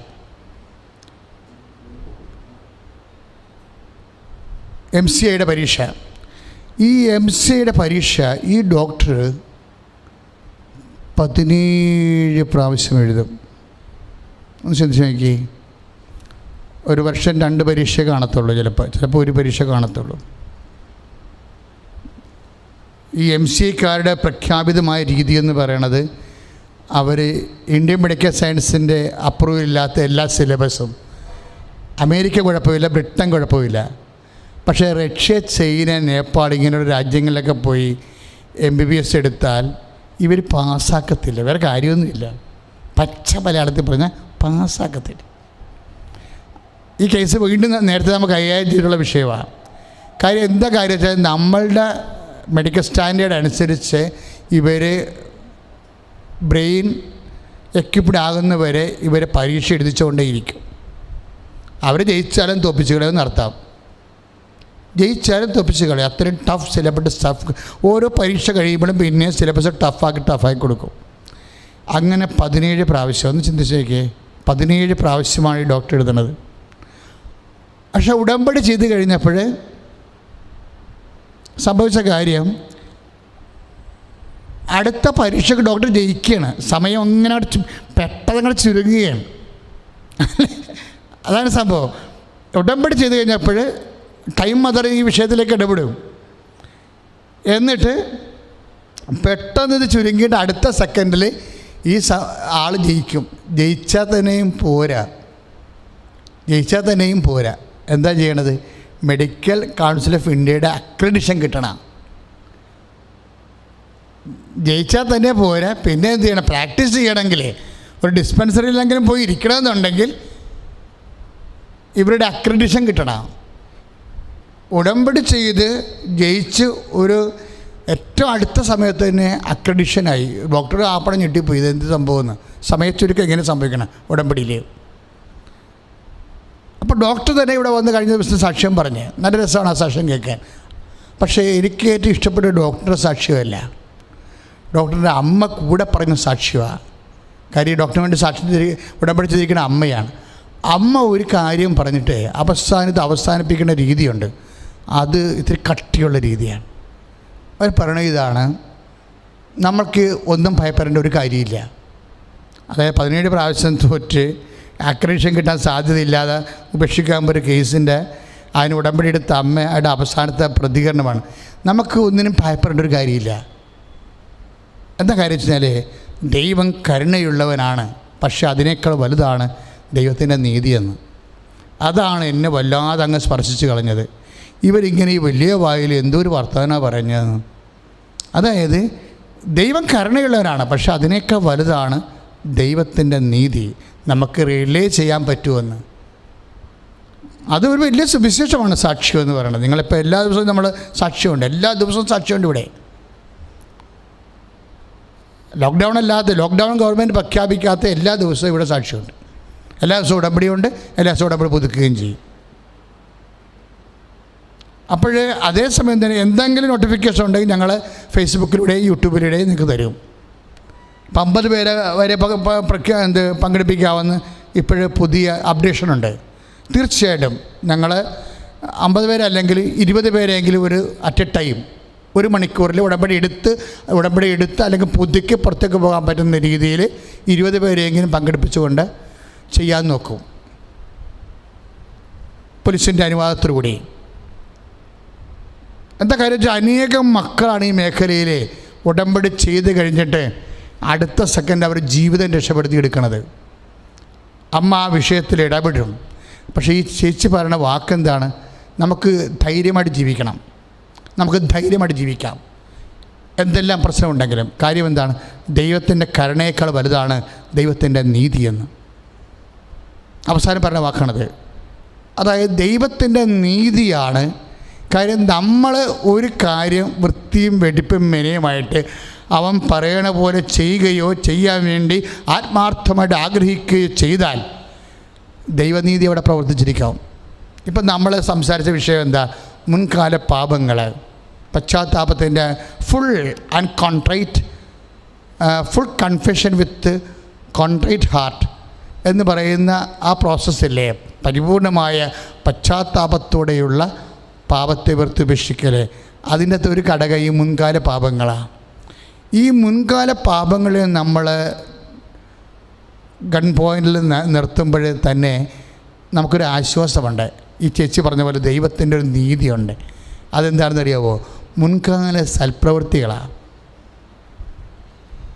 മുൻകാല പാപങ്ങൾ ആർക്കെങ്കിലും ഉണ്ടെങ്കിൽ എൻ്റെ ദൈവപൈതലെ നീ ഹെബ്രായർ 13:8 അനുസരിച്ചുകൊണ്ട് യേശുക്രിസ്തു നാമത്തിൽ അതിനുവേണ്ടി പാപക്ഷമ സ്വീകരിക്കാൻ വേണ്ടി അവൻ്റെ വിശുദ്ധമായ രക്തം 1 യോഹന്നാൻ 1:7 അനുസരിച്ചുകൊണ്ട് ആ കാലങ്ങളിലേക്ക് തളിക്കപ്പെടാൻ വേണ്ടി പ്രാർത്ഥിക്കുമ്പോൾ തന്നെ അതിൻ്റെ കൂടെ വെച്ച് ചിന്തിച്ച് ധ്യാനിച്ച് വരപ്രസാദം തിരിച്ചു പിടിക്കാൻ പറ്റുന്ന റിസ്റ്റോർ ദ സാങ്ക്ടിഫൈങ് ഗ്രേസ്, ഒരു സാങ്ക്ടിഫൈങ് ഗ്രേസ് റിസ്റ്റോർ ചെയ്യാനുള്ള ഒരു മാർഗ്ഗങ്ങളിൽ ഒന്നെന്താണെന്ന് വെച്ച് കഴിഞ്ഞാൽ നിൻ്റെ മുൻകാല കൃപാവര പ്രവൃത്തികളാണ്. എന്തോ ഒരു സൽപ്രവൃത്തികളായിരിക്കും നീ ചെയ്തിട്ടുള്ളത്. നമ്മൾ ചുമ്മാ ഇങ്ങനെ മൃഗങ്ങളെപ്പോലെ ജീവിച്ചല്ലോ. എന്തെല്ലാം തരത്തിൽ ദൈവത്തോടും ദൈവത്തിൻ്റെ വചനമനുസരിച്ചും അതുപോലെ സുവിശേഷത്തിന് സാക്ഷിയാകാൻ വേണ്ടി നീ എന്തുമാത്രം കഷ്ടപ്പെട്ട് ജീവിച്ചിട്ടുണ്ട്. എവിടെയെല്ലാം നീ ചെയ്യേണ്ട നന്മയെ എന്തെന്ന് അറിഞ്ഞിട്ടും ചെയ്യാതെ യാക്കോബ് 4:17 പറഞ്ഞ പോലെ തിന്മ ചെയ്തു ഉപേക്ഷയെന്ന പാപം നിർവഹിക്കുന്ന പോലെ തന്നെ ചെയ്യേണ്ട നന്മ എന്തെന്ന് അറിഞ്ഞിട്ട് അറിവോടുകൂടി ചെയ്ത നന്മകളില്ലേ, അതും കൗണ്ട് ചെയ്യപ്പെടും. അതാണ് ഹെബ്രായർ 6:10 എന്താ പറയണത്? നിങ്ങളുടെ പ്രവൃത്തികളും ഏറ്റു പറഞ്ഞ് നിങ്ങളുടെ പ്രവൃത്തികളും വിശുദ്ധർക്ക് നിങ്ങൾ ചെയ്തതും ചെയ്യുന്നതുമായ ശുശ്രൂഷയിലൂടെ തന്റെ നാമത്തോട് കാണിച്ച സ്നേഹവും വിസ്മരിക്കാൻ മാത്രം നീതിരഹിതനല്ലല്ലോ ദൈവം. അതാ ചേച്ചി പറഞ്ഞത്. ദൈവം കരുണയുള്ളവനാ പോലെ തന്നെയാണ് ദൈവം നീതിയാണ്. നമ്മുടെ സന്തോഷത്തിൻ്റെ അടിസ്ഥാനം, നമ്മുടെ ധൈര്യത്തിൻ്റെ അടിസ്ഥാനം ചേച്ചി പറഞ്ഞ പോലെ തന്നെ ദൈവത്തിൻ്റെ നീതിയാണ്. ആ ദൈവത്തിൻ്റെ നീതി എന്താണ്? വിസ്മരിക്കാത്ത നീതിയാണ്. അതാണ് പറയണത്. ഏറ്റു പറഞ്ഞ് ഹെബ്രായർ 6:10 നിങ്ങളുടെ പ്രവൃത്തികളും വിശുദ്ധർക്ക് നിങ്ങൾ ചെയ്തതും ചെയ്യുന്നതുമായ ശുശ്രൂഷയിലൂടെ നാമത്തോട് കാണിച്ച സ്നേഹവും വിസ്മരിക്കാൻ മാത്രം നീതിരഹിതനല്ലല്ലോ ദൈവം. അതായത് നമ്മൾ ഒരു സൽപ്രവൃത്തി ചെയ്യുമ്പോഴേ ദൈവം അത് അവിടുത്തെ നാമത്തോട് കാണിച്ച നമ്മുടെ സ്നേഹവും ബഹുമാനമായിട്ടാണ് എടുക്കുന്നത്. അതാണ് ഓരോ കാര്യവും അങ്ങനെയാണ്. യേശുവിൻ്റെ നാമമാണ് പശ്ചാത്താപത്തിൻ്റെ സ്രോതസ്സെന്ന് ഞാൻ പറഞ്ഞില്ലേ. കാര്യം പാപത്തിന് പരിഹാരം ചെയ്ത് കൃപ നേടിയത് ദ നെയിം ഓഫ് ജീസസ് ആണ്. ആ ദൈവനാമത്തോട് നമ്മൾ കാണിക്കുന്ന ബഹുമാനമാണ് നമ്മുടെ സൽപ്രവൃത്തികളെ. ആ ദൈവനാമത്തോടെ ഇപ്പം നമ്മൾ അവൻ പറയണ പോലെ ചെയ്യാൻ പറയുന്നു. ഞാൻ രോഗിയായിരുന്നു, നിങ്ങളെന്നെ സന്ദർശിച്ചോ. ഞാൻ കാരാഗ്രഹവാസിയായിരുന്നു, നിങ്ങളെന്നെ സന്ദർശിച്ചോ. എനിക്ക് വിശന്ന് നിങ്ങൾക്ക് ഭക്ഷണം തന്നു, എനിക്ക് ദാഹിച്ചു നിങ്ങൾക്ക് കുടിക്കാൻ തന്നു എന്ന് പറയുമ്പോഴേ ആ കാണുന്ന സൽപ്രവൃത്തികളെല്ലാം നമ്മൾ ചെയ്യുന്നത് എന്താണ്? അവൻ്റെ നാമത്തോടുള്ള സ്നേഹമാണ്, അവൻ്റെ നാമത്തോടുള്ള ബഹുമാനമാണ്. ഉടമ്പടി അവൻ്റെ നാമത്തോട് ബഹുമാനിതരാക്കിക്കൊണ്ട് നിന്നെ നഷ്ടപ്പെട്ടു പോയ വരപ്രസാദം തിരിച്ചു പിടിക്കുവാൻ നിന്നെ സഹായിക്കുന്ന ദൈവത്തിൻ്റെ പദ്ധതിയാണ് ഉടമ്പടി. സ്തുതിക്കട്ടെ. ഹല്ലേലൂയ ഹല്ലേലൂയ ഹല്ലേലൂയ ഹല്ലേലൂയ. കരങ്ങൾ ഉയർത്തിക്കൊണ്ട് സ്തുതിക്കട്ടെ. ഹല്ലേലൂയ. കർത്താവേ, ഉടമ്പടിയിലെടുത്ത എല്ലാ നിയോഗങ്ങളും ഞങ്ങൾ സമർപ്പിച്ച് പ്രാർത്ഥിക്കുന്ന കർത്താവേ, നഷ്ടപ്പെട്ട വരപ്രസാദം തിരികെ നൽകുന്ന വലിയ ദൈവിക പദ്ധതിയെ പരിശുദ്ധ പരമദിവ്യകാരുണ്യത്തിന് പരിശുദ്ധ പരമദിവ്യകാരുണ്യത്തിന് നഷ്ടപ്പെട്ടു പോയ വരപ്രസാദം തിരിച്ചു പിടിക്കാനുള്ള പ്രാർത്ഥനയുടെ ഉടമ്പടി. അതാണ് ഉടമ്പടിയുടെ ടൈം കണ്ടന്റ്. എന്താണ്? പശ്ചാത്താപം. ഈ പശ്ചാത്താപത്തിൻ്റെ വിവിധ ഘട്ടങ്ങളാണ് നമ്മളിപ്പോൾ ധ്യാനിച്ചുകൊണ്ടിരിക്കുന്നത്. അതിലൊന്ന് ദൈവഹിതപ്രകാരമുള്ള ദുഃഖമാണ്. പശ്ചാത്താപം എന്ന് പറഞ്ഞാൽ എന്താണ്? വെറുതെ പാപത്തെക്കുറിച്ചുള്ള സങ്കടമല്ല. നമ്മുടെ പല സങ്കടങ്ങളും നമുക്ക് ഈ പാപത്തെക്കുറിച്ചുള്ള സങ്കടങ്ങൾ എങ്ങനെയാണത്? പിടിക്കപ്പെട്ടു പോയല്ലോ, പോസ്കോ കേസ് എടുത്തല്ലോ, അപ്പം നാട്ടുകാരെന്ത് വിചാരിക്കും, ജപ്തി നടപടിയാണല്ലോ, അപ്പോൾ ആൾക്കാരുടെ മുമ്പിൽ ചമ്മിയല്ലോ. ഇങ്ങനെയുള്ള മാനുഷികമായ ദുഃഖങ്ങളാണ് പലപ്പോഴും പശ്ചാത്താപത്തിലേക്ക് വരുന്നത്. എന്തുകൊണ്ടാണ് ഈ പരിശുദ്ധാത്മാവിനെ കിട്ടാത്തതിൻ്റെ പ്രശ്നമെന്ന് പറയുന്നത്? ആൾക്കാർക്ക് ദുഃഖവും കാര്യങ്ങളൊക്കെ ഉണ്ട്.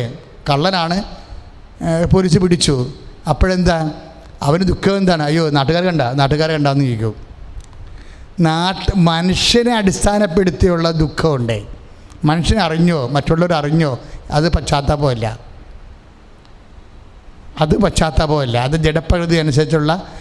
അതിന് രസകരമായൊരു വചനമുള്ളത് 2 കൊറിന്ത്യൻസ്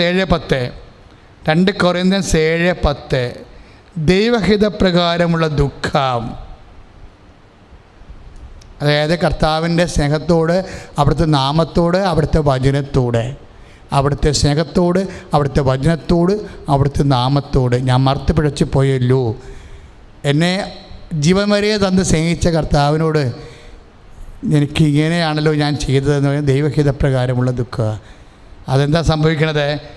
2 കൊറിന്ത്യൻസ് 7:10 ഏറ്റു പറഞ്ഞ മക്കളെ, ദൈവഹിത പ്രകാരമുള്ള ദുഃഖം രക്ഷാകരമായ പശ്ചാത്താപം ജനിപ്പിക്കുന്നു. ആ പശ്ചാത്താപം തന്നെ കേവല പശ്ചാത്താപമുണ്ട്, രക്ഷാകരമായ പശ്ചാത്താപമുണ്ട്, നിത്യജീവൻ കിട്ടുന്ന പശ്ചാത്താപം. ഇപ്പം നമ്മൾ 11:18 നടപടി പുസ്തകത്തിന് 11:18 വിജാതിയർക്ക് ദൈവം ജീവപ്രാപ്തിക്കുള്ള അനുതാപം നൽകി.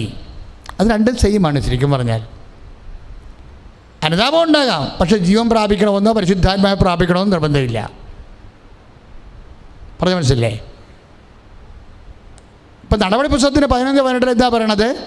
വിജാതിയർക്ക് ദൈവം ജീവപ്രാപ്തിക്കുള്ള ജീവനെ പ്രാപിക്കാനുള്ള ജീവനെ പ്രാപിക്കാനുള്ള പരിശുദ്ധാത്മാവ് അനുതാപം നൽകി. അപ്പോൾ പരിശുദ്ധാത്മാവ് നിറയാനുള്ള അനുതാപമാണ് ജീവപ്രാപ്തിക്കുള്ള അനുതാപം. ജീവൻ പ്രാപിക്കാത്ത അനുതാപമുണ്ട്, പരിശുദ്ധാത്മാവിനെ പ്രാപിക്കാത്ത അനുതാപമുണ്ട്. നമുക്ക് അനുതാപം ഉണ്ടാകാം, അത് പരിശുദ്ധാത്മാവിനെ പ്രാപിക്കുന്ന അനുതാപമുണ്ട്, പരിശുദ്ധാത്മാവിനെ പ്രാപിക്കാത്ത അനുതാപമുണ്ട്. ഞാനൊരു 35 വർഷം സഭയിൽ ജീവിച്ച ആളാണ്. 35 വാർഷിക ധ്യാനം കൂടി 2 ഒരെണ്ണം കഴിഞ്ഞ പോലെ ഗുണാവത്തില്ല, മുറിയിരുന്ന് ധ്യാനിക്കണം ചെയ്ത്. പക്ഷെ ഇന്ന് വരെ ഈ വൈദിക ധ്യാനത്തിലൊക്കെ പശ്ചാത്താപത്തെക്കുറിച്ചോ, അവരൊക്കെ കുറേ നോവലും കഥയൊക്കെ പറയുന്ന അച്ഛന്മാർ വരെ വാർഷിക ധ്യാനത്തിൽ വന്നിട്ടുണ്ട്. ഒരിക്കലും അന്തരാത്മാവിൽ തൊടുന്ന പശ്ചാത്താപത്തെക്കുറിച്ചോ, പരിശുദ്ധാത്മാവിനെ എങ്ങനെയാണ് ലഭിച്ചുകൊണ്ട് അഭിഷേക പുണ്യങ്ങൾ വർദ്ധിപ്പിച്ചുകൊണ്ട് കർത്താവിനെ ശുശ്രൂഷിക്കുന്നതിനെക്കുറിച്ചോ നെവർ ടോക്ക്. അങ്ങനെയുള്ള ആ ജീവികളൊക്കെ ഏതാണ്ട് അന്യം നിന്ന് പോയിരിക്കുക. ചുമ്മാ ഇക്കിളി കഥ പറയുന്ന ആൾക്കാരൊക്കെ ധ്യാനഗുരുക്കന്മാരുടെ വേഷവും കെട്ടി കുറേ ദിവസങ്ങൾ വെറുതെ കളയും. കാര്യം ഞാനീ പറയുന്ന കാര്യങ്ങളെല്ലാം ഒത്തിരിയേറെ കാലത്ത് ഇങ്ങനെ രാത്രിയും പകലും ജപമാല ചെല്ലുമ്പോൾ കർത്താവ് കാണിച്ചുന്ന വചനങ്ങളിലൂടെയാണ് ഞങ്ങൾ സംസാരിക്കുന്നത്. ഇതിൽ ഒരെണ്ണം പോലും നിങ്ങൾ കളയരുത്. കാര്യം ഇപ്പോഴെന്താ നമ്മൾ സംസാരിച്ചുകൊണ്ടിരിക്കുന്നത്? ദൈവഹിത പ്രകാരമുള്ള പശ്ചാത്താപം വെറുതെ ഉണ്ടായിട്ട് കാര്യമില്ല. നടപടി 11:18 പറയണത് ദൈവഹിത പ്രകാരമുള്ള പശ്ചാത്താപം വിജാതിയർക്കും ദൈവം നൽകിയെന്നാണ്. അതായത് പശ്ചാത്താപം നൽകിയാൽ പാപത്തിന് പരിഹാരമാകും.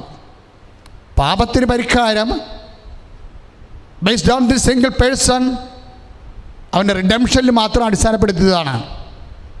ദൈവഹിത പ്രകാരമുള്ള പശ്ചാത്താപം എന്ന് പറയുന്നത് യേശു ക്രിസ്തുവാണ് നിന്റെ പാപത്തിന് പരിഹാരം ചെയ്തതെന്ന് നീ വിശ്വസിക്കുമ്പോൾ പരിശുദ്ധാത്മാവ് നിനക്ക് നൽകുന്നതാണ്. സ്തുതിക്കട്ടെ, ഹല്ലേലൂയ, ഹല്ലേലൂയ, ഹല്ലേലൂയ, ഹല്ലേലൂയ. കരങ്ങൾ ഉയർത്തിക്കൊണ്ട് സ്തുതിക്കട്ടെ, ഹല്ലേലൂയ. യേശുവേ സ്തുതി, പ്രാർത്ഥിക്കുന്ന കർത്താവേ ആരാധിക്കുന്നു. ഹല്ലേലൂയ, ഹല്ലേലൂയ, ഹല്ലേലൂയ. ദൈവഹിത പ്രകാരം കർത്താവേ അനുതപിക്കാൻ യേശുവേ കൃപ ചൊരിയണമേ. ഹല്ലേലൂയ. പരിശുദ്ധാത്മാവ് നമ്മളെ ലിങ്ക് ചെയ്തുകൊണ്ടിരിക്കണത്. ഇതിപ്പോൾ ലിങ്ക് ചെയ്ത് കിട്ടിയതാണ്, നേരത്തെ ധ്യാനിച്ച് വെച്ച കാര്യമില്ല. പരിശുദ്ധാത്മാവ് ഇപ്പോൾ ലിങ്ക് ചെയ്തുകൊണ്ടിരിക്കുന്ന 2 വചനങ്ങളാണ്. എന്താണ്? നടപടി പുസ്തകത്തിൻ്റെ 11:18 എന്താ ഇവിടെ പറയണത്? വിജാതിയർക്ക് ദൈവം ജീവപ്രാപ്തിക്കുള്ള അനുതാപം നൽകി. ഇപ്പോൾ ക്രൈസ്തവരല്ലെങ്കിലും പാപത്തിന് അനുതാപം യേശുക്രിസ്തുവിൻ്റെ നാമത്തിൽ കിട്ടിയാൽ നിങ്ങൾ രക്ഷ പ്രാപിക്കും. ഗ്രേറ്റ്. ഞാനീ പറഞ്ഞ വചനം മനസ്സിൽ കുറിച്ചിട്ടോ. ഇപ്പോഴും നമ്മളിതിനോട് പരിശുദ്ധാത്മ ലിങ്ക് ചെയ്യണ വചനം ഏതാണ്? 2 കൊറിന്ത്യർ 7:10. എന്താണത്? 2 കൊറിന്ത്യർ 7:10 എന്താ പറയണത്?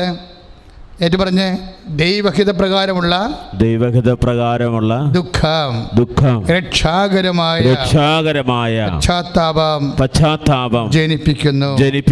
അതിൽ ഖേദത്തിന് അവകാശമില്ല. എന്നാൽ ലൗകികമായ ദുഃഖം മരണത്തിലേക്ക് നയിക്കുന്നു. അങ്ങനെ ഒരു പ്രശ്നമുണ്ട്. പാപത്തെക്കുറിച്ച് പശ്ചാത്താപം ചിലപ്പോൾ പലർക്കും ലൗകികമായ ദുഃഖമായിരിക്കും. ഇപ്പം നീ ഒരു അബോർഷൻ സംഭവിച്ചു. അപ്പോൾ അബോർഷൻ സംഭവിച്ചു കഴിഞ്ഞപ്പോൾ നീ അബോർഷൻ നടത്തിയ ആളാണ്. നടത്തിക്കഴിഞ്ഞപ്പോൾ നിനക്ക് തോന്നി, അയ്യോ ഒരു കൊച്ചുകൂടി ഉണ്ടായാൽ മതിയായിരുന്നു, ഇത്ര കൂടി സാവകാശം വെച്ചെങ്കിൽ ഒരു കൊച്ചുകൂടി ഉണ്ടായിപ്പോയേനം, എൻ്റെ മൂത്ത കൊച്ചിന് ഒരു അനിയത്തിയ അല്ലെങ്കിൽ ആങ്ങളെ ഉണ്ടായേനം. ഇങ്ങനെയൊക്കെ നമുക്ക് ആ കുഞ്ഞിനെക്കുറിച്ച് മാത്രം ചിന്തിക്കുന്നതാണ് ലൗകിക ദുഃഖം എന്ന് പറയണത്. അത് പശ്ചാത്താപമല്ല, മറിച്ച് ജീവൻ സൃഷ്ടിക്കുന്ന ദൈവത്തിൻ്റെ അഥവാ ജീവൻ്റെ മേലുള്ള ദൈവത്തിൻ്റെ അധികാരത്തെ നിൻ്റെ ശരീരത്തിൽ നിനക്കാണ് അവകാശം, ദൈവത്തിനല്ല എന്ന് പറഞ്ഞുകൊണ്ട് റോമ 1:29 അനുസരിച്ച് ദൈവത്തെ അംഗീകരിക്കേണ്ടത് പോരായ്മയായി കരുതിപ്പോയതിൽ ദൈവത്തിനോട് ചെയ്തിട്ടുള്ള മറുത്തുപിഴച്ചു പോയ ആ വചനങ്ങളെ ഓർത്ത് നിനക്കുണ്ടാകുന്ന ദുഃഖമാണ് ഈ പറഞ്ഞിരിക്കുന്ന അലൗകിക ദുഃഖം, ലൗകികമല്ലാത്ത ദുഃഖം. പ്രാർത്ഥിക്കുക, കർത്താവേ എൻ്റെ പാപക്ഷമയെക്കുറിച്ചുള്ള അത് ആർജിക്കുന്നതിന് വേണ്ടിയുള്ള ഓരോ ദുഃഖങ്ങളാണ് അലൗകികമായ ദൈവത്തെ അടിസ്ഥാനപ്പെടുത്തിയുള്ള ദൈവത്തിന്റെ സ്നേഹത്തിൽ നിന്ന് അകന്നു പോയി വരപ്രസാദം നഷ്ടപ്പെടുത്തി നിത്യജീവിതത്തിന് അനർഹനായി പോയതിലുള്ള ദുഃഖമായി ദൈവഹിത പ്രകാരമുള്ള ദുഃഖത്താൽ അഭിഷേകം ചെയ്യണം.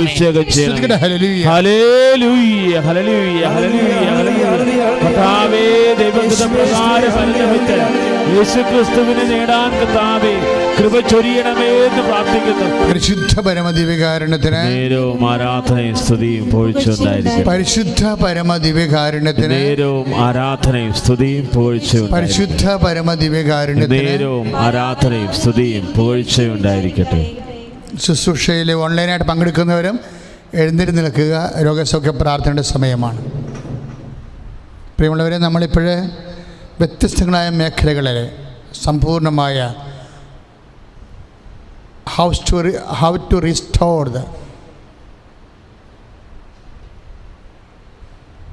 അവർ സാങ്ക്ടിഫയിങ് ഗ്രേസ്, ഉടമ്പടി വഴി എങ്ങനെയാണ് നഷ്ടപ്പെട്ട ദൈവിക വരപ്രസാദം നേടിയെടുക്കുന്നത്, അതായത് with confession, with full and complete contrite heart.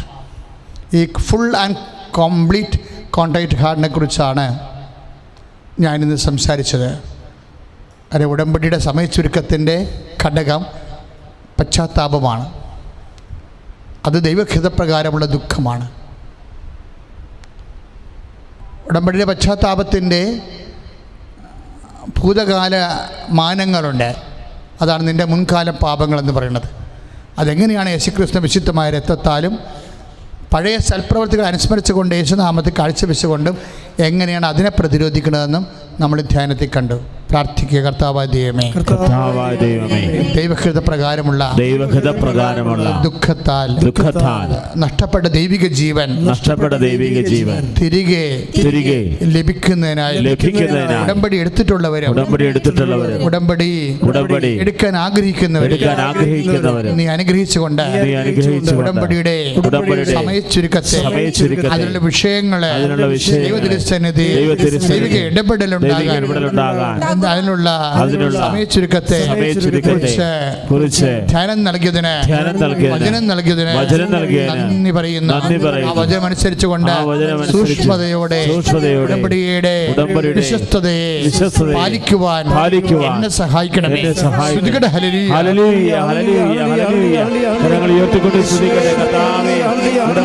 എല്ലാ മക്കളെയും അവന്റെ നിയോഗങ്ങളെയും അവന്റെ വാഗ്ദാനങ്ങളെയും സമർപ്പിച്ച് പ്രാർത്ഥിക്കുന്നു. വിശ്വസ്തയോടുകൂടി ഉടമ്പടി ചെയ്യാൻ ഈശോയെ ആത്മാവിന് വർഷിക്കണമേ.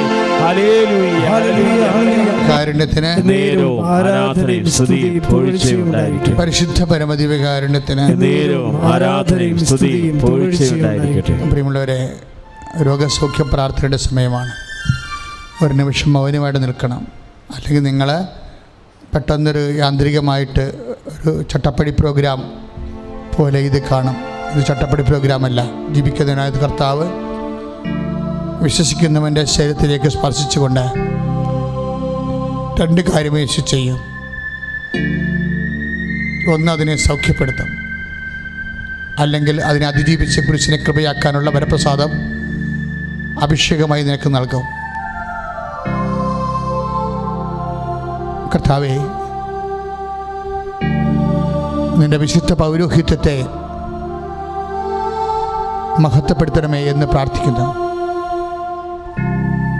കർത്താവേ, ഇപ്പോഴനേകം മക്കൾ ഓൺലൈനിൽ പ്രാർത്ഥിക്കുന്നുണ്ട്. അടുത്ത ചൊവ്വാഴ്ച വരെയാണ് ഉടമ്പടി പ്രാർത്ഥന. അടുത്ത തിങ്കളാഴ്ച രാത്രി വരെയാണ് ഈ ഉടമ്പടി പ്രാർത്ഥന കൂടാനുള്ള സമയം കൽപ്പിച്ചിരിക്കുന്നത്. അങ്ങനെ കൂടാൻ പോകുന്ന മക്കളെ എല്ലാവരെയും ഞങ്ങളിപ്പോൾ ഓർത്ത് പ്രാർത്ഥിക്കുകയാണ്. കഴിഞ്ഞ ചൊവ്വാഴ്ചത്തെ ഉടമ്പടി പ്രാർത്ഥന ഇന്ന് രാവിലെ വരെ 80,000 പേരാണ് കൂടിയിരിക്കുന്നത്. ആ 80,000 പേരെയും ഇപ്പോഴും ഞങ്ങൾ ഈ ആരാധനയിൽ ഓർക്കുകയാണ്. ഈ പ്രാർത്ഥനയും ചിലപ്പോൾ 1,00,000 പേര് അടുത്ത ചൊവ്വാഴ്ചക്കുള്ളിൽ കൂടുമായിരിക്കും. അങ്ങനെ കൂടാൻ സാധ്യതയുള്ള മുഴുവൻ മനുഷ്യരെയും അവരെപ്പോഴാണ് ഈശോ യൂട്യൂബ് ഫേസ്ബുക്ക് ഓൺ ചെയ്തുകൊണ്ട് ഈ ഉടമ്പടി ആരാധനയിൽ പങ്കെടുക്കുന്നത്, ആ സമയത്ത് പ്രാർത്ഥനാപൂർവ്വം വിശ്വാസം പങ്കെടുക്കുന്ന ഓരോ മക്കളുടെയും അവിടെ രോഗങ്ങളിലെ, വ്രണങ്ങളിലെ, അവിടെ ക്യാൻസറുകളിലെ മുഴകളിലെ, അവിടെ ഞരമ്പിൻ്റെ സിസ്റ്റുകളിലെ, അവരുടെ ഉദര രോഗങ്ങളിലെ, അവരുടെ രക്തത്തിൻ്റെ ദൂഷ്യങ്ങളിലെ, അവിടെ ഞരമ്പുകൾ എവിടെയെല്ലാം ബ്ലോക്കായിരിക്കുന്നോ ആ മേഖലകളെല്ലാം ജീവിക്കുന്ന കർത്താവേ, 10,000 ഇയാൾ താറയിച്ചുകൊണ്ട് അമ്മയുടെ മധ്യസ്ഥത സുഖപ്പെടുത്തിയ നല്ല ദൈവമേ, അവരെല്ലാം സ്പർശിക്കണമെന്ന് പ്രാർത്ഥിക്കുന്നു. യേശുവിൻ്റെ ഉന്നതമായ നാമത്തിൽ പ്രാർത്ഥിക്കുന്നു. 35 വർഷത്തെ ദിവ്യ കുർബാനയുടെ യോഗ്യതയെ പ്രാർത്ഥിക്കുന്നു. കൃപാസമൾത്താരയിൽ ജീവനോടെ പ്രത്യക്ഷപ്പെട്ട പരിശുദ്ധ അമ്മയുടെ മധ്യസ്ഥത പ്രാർത്ഥിക്കുന്നു. മാരക രോഗങ്ങളെ ഈ ഉടമ്പടി പ്രാർത്ഥന ആരെല്ലാം എപ്പോഴെല്ലാം എവിടെയെല്ലാം വെച്ച് കൂടുന്നുവോ, വിശ്വാസത്തിൽ കൂടുന്നുവോ, അവിടെ മാരക രോഗങ്ങളെ, തീരവേദികളെ യേശുവിന്റെ നാമത്തിൽ സൗഖ്യമാകട്ടെ.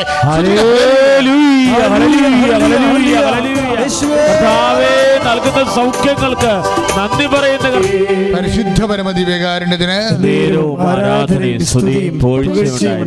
മക്കളെ, ഞാനിപ്പോഴും ഓർത്തത് വിവാഹം നീണ്ടുപോകുന്ന ആൾക്കാരെയാണ്. 34, 36, 33 വയസ്സുള്ള കുറേ ആൾക്കാരെ ഈശോ ഇപ്പം മനസ്സിൽ കാണിച്ചു. അവരെല്ലാം ഞാനിപ്പോൾ സമർപ്പിക്കുകയാണ്. 47 വയസ്സുള്ള ഒരാൾ ഈ ദിവസങ്ങളിൽ ഒരു സാക്ഷ്യം ഇവിടെ പറഞ്ഞിട്ടുണ്ട്. അതുപോലെ എല്ലാവർക്കും സാക്ഷ്യം പറയാൻ സഹായിക്കണമെന്ന് പരിശുദ്ധ അമ്മയുടെയും മധ്യസ്ഥത്തിൽ ഇപ്പോഴേ ഒരു സന്ദേശമുണ്ട്. ശരീരത്തിലെ ഉദരഭാഗങ്ങളിലെ അടിവയറ്റിലും ഊടിൻ്റെ താഴെ എവിടെയോ ഇങ്ങനെ കല്ല് പോലെ ഇരിക്കുന്നു. മാംസമാണ്. ഒരു മാംസം നമ്മുടെ ഉള്ളിയില്ലേ, ഉള്ളി പോലെ ഇരിക്കും. ഉള്ളിയുടെ അകത്ത് മുഴുവൻ, ആ ഉള്ളിയുടെ അകത്തുള്ള ഭാഗങ്ങളിൽ മുഴുവൻ കല്ലാണെങ്കിൽ എങ്ങനെ ഇരിക്കും? എന്നിട്ട് ഇങ്ങനെ പൊട്ടി കല്ല് പുറത്തേക്ക് വരുന്ന ഒരു ദർശനമുണ്ട്. ചിലപ്പോൾ കിഡ്നിക്കല്ലാകാം, ചിലപ്പോൾ ഗോൾ ബാഡറിൻ്റെ കല്ലാകാം. ആന്തരിക അവയവങ്ങൾക്കുള്ളിലെ കല്ലുകളെ കർത്താവ് പുറത്തെടുക്കുന്നു. കർത്താവ് ഈ നിമിഷം ആ വ്യക്തികളെ ഈശോനാമത്തിൽ സൗഖ്യം പ്രാപിക്കുന്നു. ശ്രുതികട ഹല്ലേലൂയ, ഹല്ലേലൂയ, ഹല്ലേലൂയ, ഹല്ലേലൂയ, ഹല്ലേലൂയ,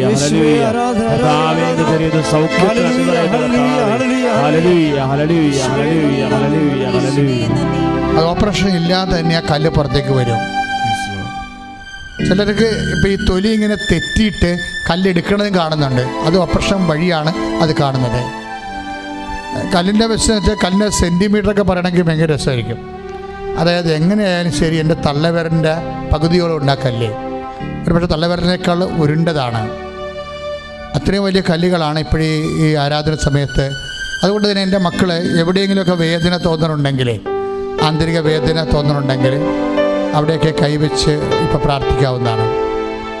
ആന്തരിക അവയവങ്ങളിൽ വേദനയുള്ള സ്ഥലങ്ങളിലെ, അല്ലെങ്കിൽ രക്തോട്ടം, ഇപ്പം തന്നെ ഈ സന്ദേശത്തിൽ വന്നിരിക്കുന്ന രക്തോട്ടം കുറവാണ്. കല്ലിങ്ങനെ പൊട്ടി വരുന്നുണ്ടെങ്കിലും ചുറ്റോട് ചുറ്റും നല്ല കടുത്ത ചോര ഉണ്ടാകേണ്ടതാണ്. പക്ഷെ അങ്ങനെയല്ല, നമ്മുടെ കണ്ണിൻ്റെ അകത്തുള്ള പാടുകളില്ലേ, അതുപോലെയുള്ള മാംസത്തിൻ്റെ നിറം, രക്തം കുറഞ്ഞിട്ട് നിറം കുറഞ്ഞ പാടില്ലേ, അതുപോലെയുള്ള ഒരു പർപ്പിൾ കളറാണ്, ഇളം പർപ്പിൾ കളറാണ്. ദാറ്റ് മീൻസ് ബ്ലഡിൻ്റെ പ്രശ്നങ്ങൾ ശരിക്കും ഉണ്ട്. നല്ല ഇൻഫെക്ഷനുള്ള ബോഡിയാണ്. കർത്താവ് സ്പർശിച്ചു കൊണ്ടിരിക്കുന്നു. ആന്തരികമാണ് ഇൻഫെക്ഷൻ ഉള്ളവർ അവിടെ കൈവച്ച് പ്രാർത്ഥിക്കേണ്ടതാണ്. ഇപ്പോഴച്ഛൻ പ്രാർത്ഥിക്കാൻ തുടങ്ങുന്നു. ഈശോ ദിവ്യകാരുണ്യമേ, ജീവനോടെ അമ്മ പ്രത്യക്ഷപ്പെടാൻ ദൈവത്തിൻ്റെ കാരുണ്യം കാണിച്ച പുണ്യമായ അൾത്താറ ഇന്ന് 10,000-ങ്ങളെ നീ സുഖപ്പെടുത്തിയതിന് നന്ദി പറയുന്നു.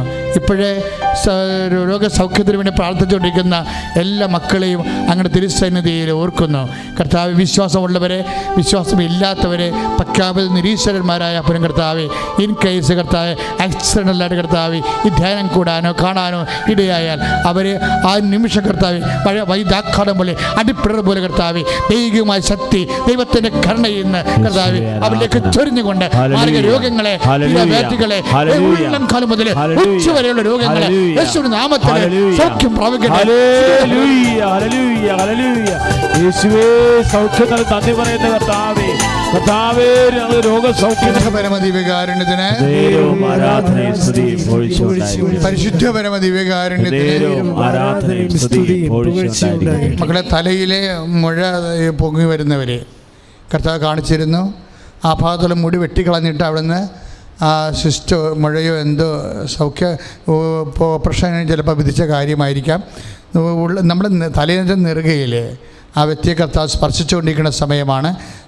തലയിൽ എവിടെയെങ്കിലുമൊക്കെ ഇതുപോലെയുള്ള മുഴകൾ, തലയോട്ടിലൂടെ പൊങ്ങി വരുന്നവരും അല്ലെങ്കിൽ മൃദുലമായി പൊങ്ങി വന്ന് ചൊവ്വായിട്ട് കിടക്കുന്നവരൊക്കെ അവിടെ സ്പർശിച്ചുകൊണ്ട് പ്രാർത്ഥിക്കുകയാണ്. കൂടുതൽ അപകടം ഉണ്ടാകാത്ത രീതിയിൽ അത് പൂർണ്ണമായി സൗഖ്യപ്പെടാനുള്ളത് വൈദ്യശാസ്ത്രപരമായിട്ടോ ദൈവികമായിട്ടോ സൗഖ്യപ്പെടാൻ വേണ്ടി പ്രാർത്ഥിക്കുന്ന, ദൈവികമായി ഇടപെടാൻ വേണ്ടി പ്രാർത്ഥിക്കുന്ന സമയമാണ്. കർത്താവ് അങ്ങ് എന്താണ് വിചാരിക്കുന്നത് അത് രീതിയിൽ കൂടുതൽ അപകടമില്ലാത്ത രീതിയിൽ അങ്ങ് മുഴയുള്ള എല്ലാ വ്യക്തികളെയും, ഉള്ളംകാലം ഉച്ചവരെ മുഴയുള്ള എല്ലാ വ്യക്തികളെയും, എല്ലിൻ്റെ മുഴകൾ, മാംസത്തിൻ്റെ മുഴകൾ, ചൊവ്വായുടെ മുഴകൾ, ക്യാൻസർ മുഴകൾ, യേശു ക്രിസ്തുവിൻ്റെ ഉന്നതമായ നാമത്തിൽ ദൈവകൃപാനെ ആശ്രയിച്ചുകൊണ്ട് യേശു നാമത്തിൽ പ്രാർത്ഥിക്കുന്നു. ആ മുഴകൾ ഈശോ നാമത്തിൽ ഇപ്പോഴേ സൗഖ്യമാകട്ടെ.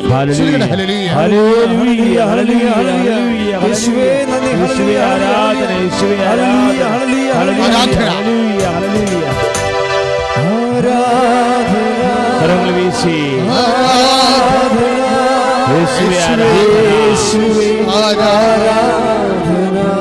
ആരാധന.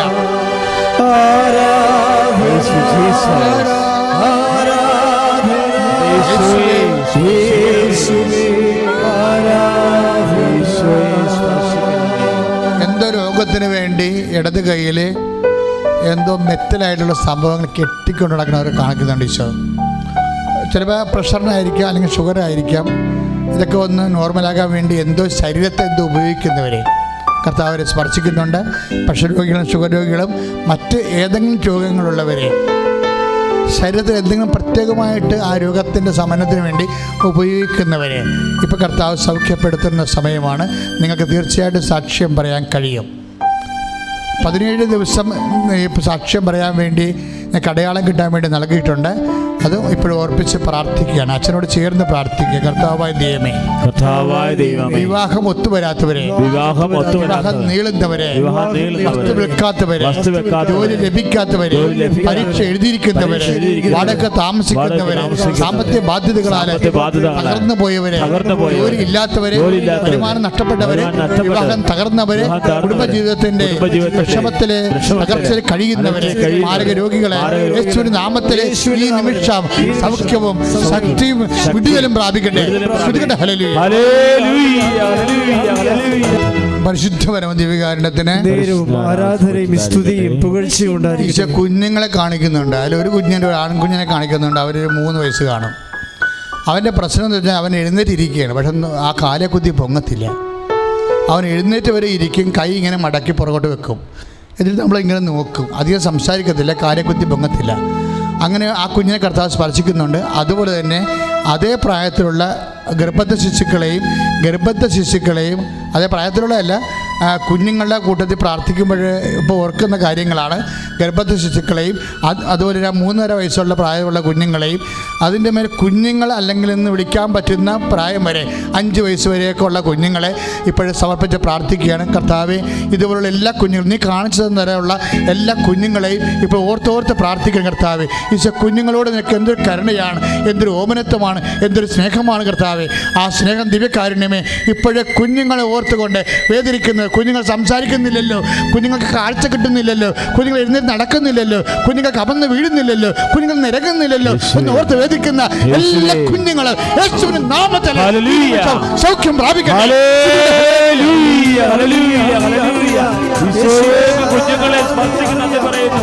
മക്കളെ, ജോലിയില്ല, അത് കാരണം വിവാഹം ഒക്കണില്ല.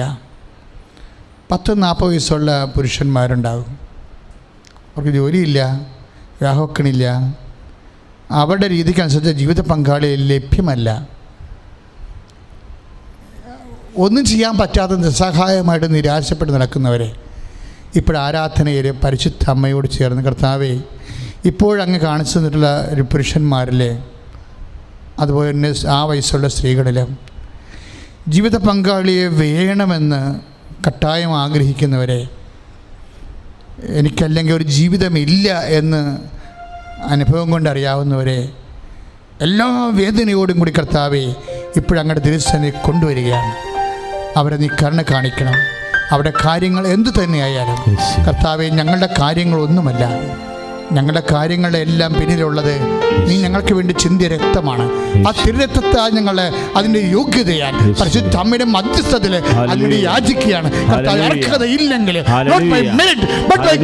ഉടമ്പടിയുടെ ശക്തിയാൽ അവർക്ക് വിടുതൽ നൽകണമേ, അവർക്ക് ജീവിതം നൽകണമേ.